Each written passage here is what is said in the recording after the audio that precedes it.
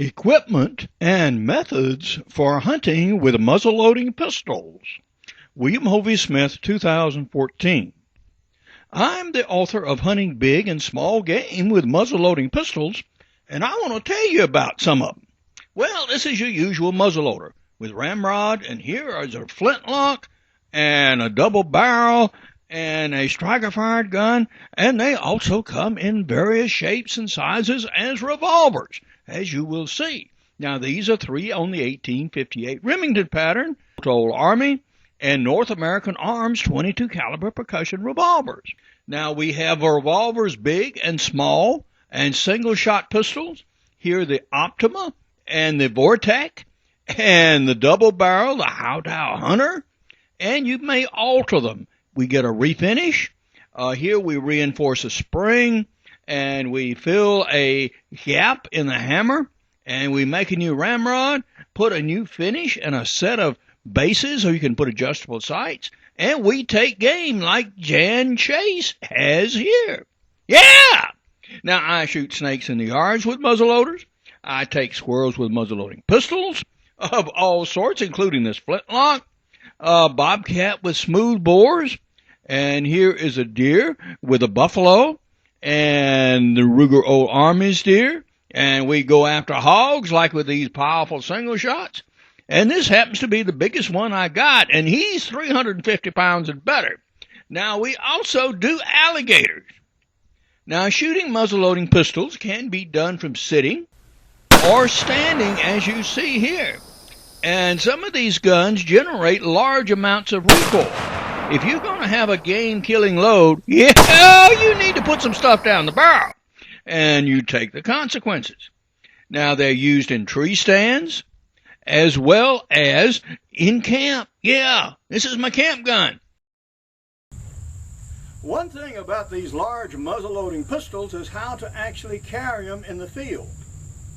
Now, it really helps if you have a holster of some sort. Now, this happens to be a commercial holster, and it's put out by Thompson Center to hold, well, naturally enough, Thompson Center handguns. Yeah, they do that. So this one fits the Scout very nicely. Now, if you're not so fortunate to have one, guess what, folks? You can build you one. Yeah. Old cut-off piece of hunting shirt with an old ratty belt on it.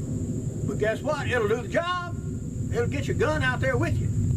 And you can use cloth or deer leather. Makes a nice holster. That'll fit any weapon I've got, just about. Or you can rely on fancier leather goods. And we will do a complete video on holsters and these sorts of considerations later. So we've got the guns out there. Now, carry them in the holster is fine while you're walking around in the woods and shouting and all this kind of good stuff. But what if you think game is right over there and you want to be silent? Because this makes noise to pull a pistol out of a holster. So the way you can carry it is carry it like this,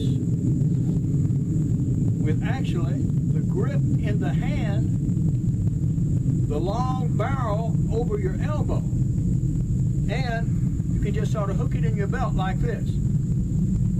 This way, when time comes to shoot, you can take your master hand, most of us right-handed of course, grasp the pistol,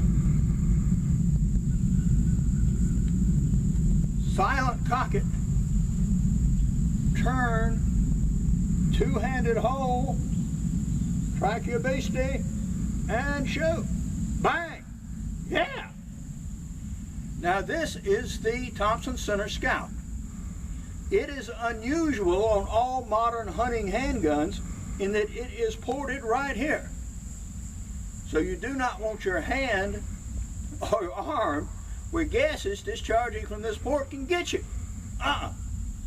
So you don't want to do this with this particular pistol, or it will burn you every time, guaranteed.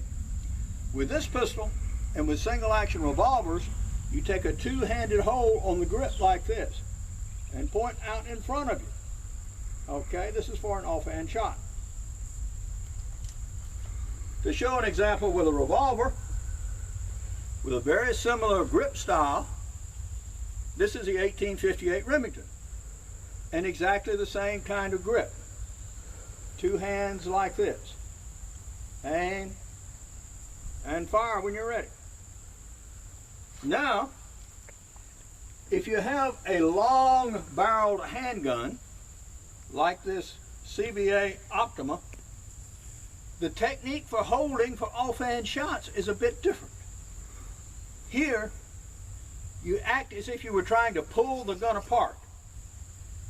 Your left hand goes around the foregrip, your right hand on the grip, and you pull forward with your left and you pull back with your right. And that stabilizes the pistol very well. And it is a firmer hold than trying to hold here. This is much steadier. No hand holds are as good as anything done with a rest. And friend Larry Wyson says that he spends about half the time looking for game and the other half looking around for a rest to put his pistol on.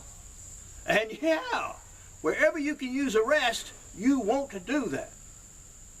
And we'll show you some rest positions coming up next. When you're out in the woods, you should take advantage of whatever rest you happen to have. Like here, we have a nice handy tree. So it's logical to take your gun, wrap an arm around the tree like this, and then use this to steady your hold.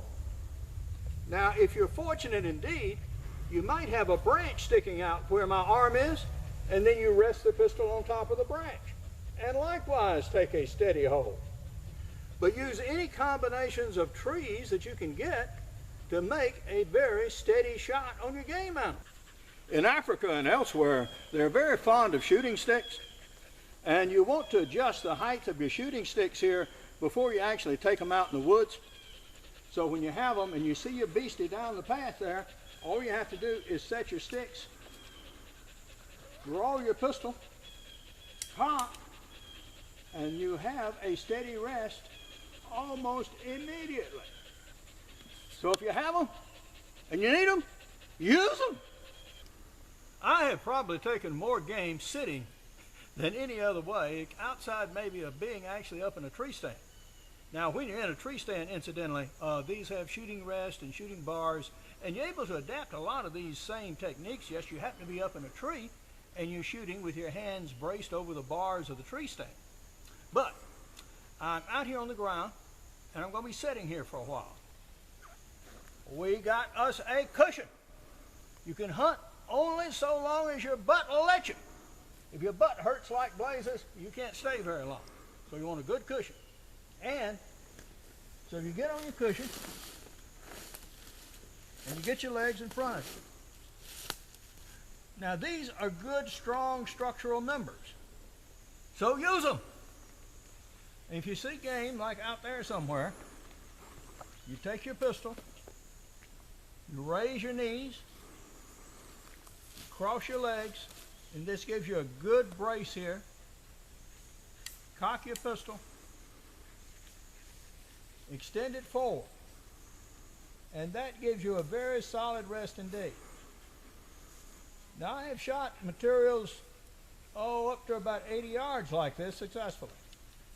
This is a good solid rest.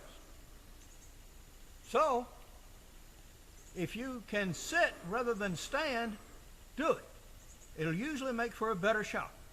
Among my prize-winning books are Extreme Muzzleloading, Backyard Deer Hunting, Crossbow Hunting, and Practical Bow Fishing. And all of these are available as softcover and e-books. I have an 8-book e-book series out for 2013-14, including Hunting Big and Small Game with Muzzleloading Pistols, and one out later in 2014 in Hunting with Muzzleloading Revolvers. Now, on others of my 350 videos, I have hunts with a number of the guns that were shown, and most of them are also featured in my book, Extreme Muzzleloading, and the forthcoming e-books. Good hunting and good eating from the outdoors. Goodbye, and God bless.